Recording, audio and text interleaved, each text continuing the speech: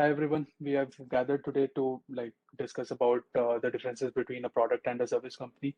And in the panel with me, I have my friends who are who have worked in different companies in the past, have worked in services as well as the product companies as well. So introducing them. So Randhir, please go ahead. Hello everyone, I am Randhir. I have an experience of around 6 years, and for the first 3.5 years, I've worked for a service-based company, and then for another 3 years, almost 3 years, I have been working for a product-based company as a senior software developer. Okay. Let's hear about Sai Kiran now. Hey, hi everyone. This is Sai Kiran. So I have a total experience of around 6 years. I've worked with a couple of MNCs before. I currently work as a UI developer at a startup. Mhm. Okay, so coming to myself, I'm also 6 years of experience. I've started my job with a product company, then moved into a service company, and then again moved back into a product company. And I'm currently working as a front-end engineer. So yeah, so what we are trying to show here is we have the right panel to discuss about the topic product versus service companies. And so before we get into the minute details of each of these companies, each of these types of companies, we will just first understand what is a product company and what is a service company, and then we will go into each of these branches and try to understand the processes in each of them. So first, let's start with what is a service company. I'll hand it over to Randhir and let's hear what it is. Yeah, so I joined as a fresher in a service-based company, and in a service-based company, actually we have clients. So basically, what happens is we have a relationship with a client, and for example, I would say probably an insurance company. So an insurance company's basic businesses providing insurances, but then it should also manage its IT structure. So obviously, when you give insurances, you have to manage your money, and you have to have a website. So all that is managed by an IT firm, and because the insurance company doesn't have a IT firm of itself, it outsources its work to a service-based company. So that's how we come in, and we provide service to our client. So that's all about a service-based company. So we have now seen how a service company works, and let's move towards the product companies and try to understand what are product companies and how they are different from service companies. So handing over to you, Saikram. Yeah, so product companies basically have their own tech team, right? A little different from service companies. They basically have a tech team. They work on their own products. For example, say Uber, right? So Uber is a user to end user product. So basically, we build a product which is for the end user directly. Whereas say AWS or Amazon's AWS or Azure, which are basically enterprise applications. So this is also a product, but it is different in terms of who we cater to. So we're not catering to an end user, but we cater to an enterprise or a other company which is using it. So you mean it's a B2B business, right? Yeah, it's basically a B2B versus B2C company. So product company can be both. So yeah, it basically is an entity which works on its product and it has a tech team on its own, of its own. All right. I wanted to get into more details about what a service company is, like how things happen inside once you join a service company, how things go on. So again, I'll hand over to you, Randhir. Like, you know the experiences about when you joined as a fresher, what happened? Like, how was your onboarding into the service company was taken care of? Yeah, sure. So there are a lot of things that goes around in a service-based company. So first of all, these service-based companies hire from colleges directly, and they hire from all the branches, and not only from CS and IT. They hire from mechanical, electrical, electronics, and CS and IT, obviously. So they actually hire all of these people, I mean students, and then they train them. The training might depend on companies. It might be for 1 month, or 2 months, or 3 months. So they train all of these students on a particular technology. So there are different technologies that one can be trained on. In a service-based company, it mainly is on BI, like business intelligence, or mainframe, or or Java or .NET. So these are the major four things that you can get trained on, or probably also QA. So that's like testing as a tester. Mhm. So these are the major things that you can get trained on, and you will obviously have a role in these particular technologies only once you get onto a project. So what happens? I mean, how do you get onto a project? What do you want to do? I mean, what do you do, or what happens in the company? So to get onto a project, right after your training, you are allocated to a bench. So you're just sitting there doing nothing, waiting for a chance.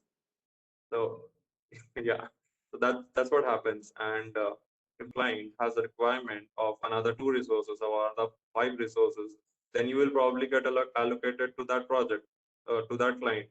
And what happens is once you're given the project, you will be obviously given some kind of work.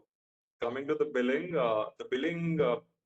in a client-based company uh, is a little tricky. So basically, when you're working in a project, the invoice is actually sent to the client that these many developers, or probably there are like 100 developers working for a particular project. Then the invoice is sent to the client that 100 resources are working for you. So that's how our company gains from the client. So that's how the money, uh, what do you say? I mean, the money comes from. Okay. Okay. So that explains about the service company's work style, like how your journey would be when you join into a service company as a fresher. Now, let's talk about the product side as well. So, Sai Kiran. Yeah, I'll talk about my experience working for a product company, right? So my first company was a product company. I basically learned on the job. So there was no formal training per se, but you're usually assigned a buddy who we work with for the initial Mhm. couple of weeks or couple of months. He'll train you with some of the stuff which goes on with the company, right? So he'll teach you the tech stack we like they use in the company. Like he'll give you code walkthroughs and stuff like that. But you mostly learn on the job. So there is no formal training per se. At least that's been my experience. So also one good thing I've noticed is that you get a varied experience. Like you're not just stuck with a certain thing. So for me, I was basically exploring multiple things, like how does the product get deployed, how the UI works, how the backend works, like how QA has been handling things, how the automation of the test is happening, stuff like that, right? So you get a varied experience, and based on that, you can probably choose your path forward in your career. So that's been my experience. Okay. So, since I also started with the product companies, I had a similar experience, like how Sai Kiran told. Um, I wanted to also know about the tech stack decisions. So, let's say I joined the company. It might be service or it might be product. So, how the decisions on the tech stack happen. So, let's say I personally like React.js a lot, but the company uses Angular. So, do I have any say in choosing a different tech stack? Let's talk about the service companies first, and then we'll see about the products again. So the tech stack, it actually depends. It majorly depends on the client, because on the client side we have a IT manager or a technical architect, and with the help of their own management, they come to a decision. So basically, they are the decision makers. But obviously, we also give our inputs. We, as a developer, and our with our management, our leads and our managers, we talk to them, and we, as a whole group, give our own inputs to the client. And mainly, I mean, it actually impacts the decision, because our input matters, because we are the ones who are going to work at the end of the day. But then we are not the decision makers in a client-based company. Okay. So I think we'll follow the same pattern. Let's talk about product now. Regarding the tech stack decisions. So, Sai Kiran. Right. So There is a discussion when we start a new service or say start a new application when we just started. But if there is an existing application, you kind of want to continue using it. But there's a lot of scope for doing R&D. Like whenever you start a new, say, like if you're going through multiple services, right? Like a product can have multiple services on it. So each service can use its own tech stack. So whenever So you're starting a new, sorry for interrupting. So by yeah, service you mean by service you mean it's a part of a application, right? right. Not So yeah, a yes. product can have multiple pieces, right? So Mhm. you can basically consider it a piece of a product, right? Okay. So yeah, whenever you're building a new service or new piece of the product, you can basically start doing an R&D. You can do your market research, understand what is the new technologies which are out there, and you can basically do pros and cons versus what kind of a level up you need in terms of tech, because there's an already team, right? So you basically need to understand how much time is needed for that team to upgrade to the new technology. uh, Mhm. there is a lot of thought behind what technology gets picked, but yeah, you get a say in it. You do a lot of R&D in it. There are a lot of POCs done as well, so you basically try out different technologies, try to do proof of concepts with each of those technologies, and then at the end you reach to a point where you select one of those. So, from my point of view, I think the decision on the tech stack still in both services and product companies still depends on how old that particular service is. Like, let's say for a service company, let's say my client is an insurance company and they have a already existing working application which is written in some XYZ language, and I'm joining that project. That time, I don't think I'll have any choice rather than working on that XYZ language. The same thing is this thing is common in product companies as well. So in product companies also, if the product, let's say the backend is written in Java, or the front end is using React, and there is no org level goal of migrating away, then there is no choice for us. We have to work with the same technology. But when it comes to our own a new feature, let's say a new feature in the application, that time I will have choice on some parts of the things in the product company where I can say that I want to research on using, let's say, Redux along with React, or rather than using Flux along with React. So I will be given that leeway for trying that out. But does that kind of leeway happens in a service company as well, Randhir? Uh, Not completely. So if I am working on a technology, so it might be a XYZ technology, and if there's a new feature coming in, or there's a new unit that's opening on the business side, so obviously it will need the IT support. And for that, if we are going to build something, it will basically be the same technology. So Okay. if it is not, we are not able to do it on the same technology, or if it is not possible, then that's a different story, because for that we'll obviously go back and see what can be done and which technology we can adopt for that. So that's a different story. But then if it is done on the same technology, then I would say it will be done on the same, and we will not have a choice, and we'll have to work on the same. I So think it mostly looks at like your overall timeline of the product or your deliverables, right? So based on your overall goal of the org, where they land, where they see the product going, and the timeline where they want these services or products to be built. Based on that, these decisions like can vary even between the service companies or between product companies. So I'll bring back one scenario that you told, Randy. So let's say, let's imagine a scenario where some feature can't be done in the existing language that is being used in by the client. So let's say I want to bring in something new. So do we again go back to the IT manager of the client and discuss all these things with them, and they are again the ones who take the decision? Yeah, for sure. Because Mhm. the IT manager will be aware that it will not be done in the same technology. Okay. Most of the time he is aware of it. So we'll obviously go back and say that, okay, we are going to do this on this technology. Or probably he will come to us and say, you need to do this on this technology. Okay. Okay, so that explains my doubt over there. So let's talk about the important stuff, the money. Uh, let's talk about the salary differences or the ranges that things would happen when a fresher goes into a service company versus a fresher when a fresher goes into a product company. So let's go with the same pattern. We'll start with services first.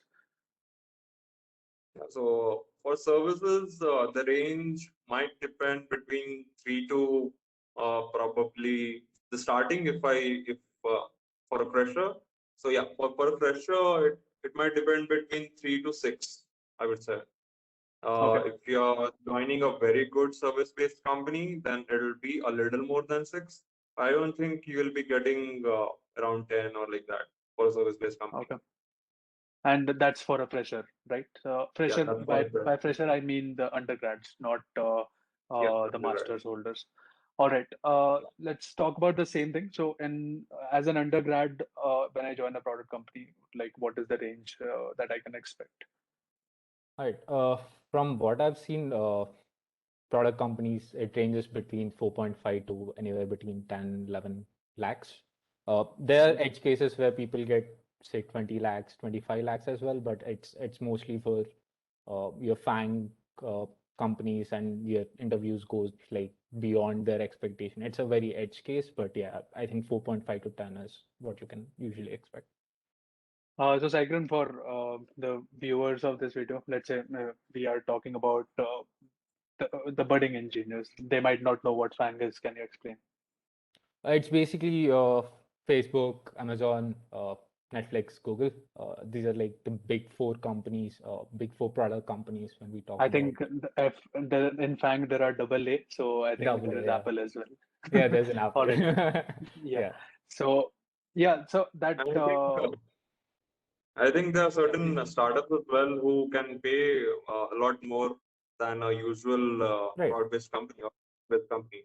So I think that's also a point. Yeah, I agree. So for startups also, yeah, if we go into like startups, even if we go into a service-based startup, you might get more pay based on the number of employees over there. So if there are less number of employees, there will be more salary cap, and you might end up getting more pay as well. So, but yeah, but most of the product companies, most of the startups that personally I've worked for are majorly the product companies, and I've hardly worked with only one service-based startup company, which was also acting like a product company itself. So it was basically like an extended engineering team for our client. So it was more like a product experience only. So uh, I I personally haven't seen a service-based startup yet. All right. So that sums up all the things that I wanted to talk about. So thanks both of you for joining and spending time with me and discussing all these things, which might help any new engineer who is trying to get into the IT industry. So yeah, thanks a lot, Randhir. Thanks a lot, Charikran. So that's all for this one, guys. I mean, if you are interested in these kind of tech talks, you can like this video, share this video, and subscribe for more such sessions in the future. There are also more content about programming on my channel. You can also check out that while you're here. So that's all for this one. Bye.